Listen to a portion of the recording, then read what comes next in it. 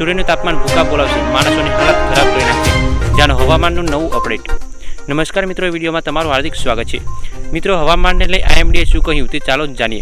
મિત્રો, હવામાન વિભાગે 20મી મેના રોજ પંજાબ, પશ્ચિમ રાજસ્થાન, હરિયાણા અને દિલ્હીના કેટલાક સ્થળોએ તીવ્ર ગરમીનું મોજું આવવાની આગાહી કરી છે।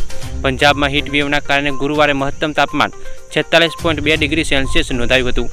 પંજાબ અને હરિયાણા મોટાભાગના વિસ્તારોમાં ગરમ હવા યથાવત રહેશે। હવામાન વિભાગે કહ્યું કે 20મી મેના રોજ પૂર્વ રાજસ્થાન, ઉત્તર પ્રદેશ, મધ્યપ્રદેશ, ઝારખંડ અને ઓડિશાના કેટલાક સ્થળોએ ગરમીની લહેર આવવાની સંભાવના છે।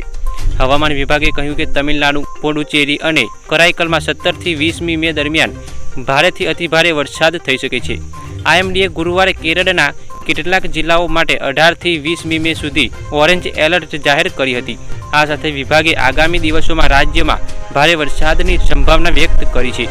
ખરાબ હવામાનની સંભાવનાને ધ્યાનમાં રાખીને IMDએ દરિયાકાંઠાના નજીકના વિસ્તારોમાં માછીમારોને 18થી 20 સુધી દરમિયાન ન જવા સલાહ આપી છે।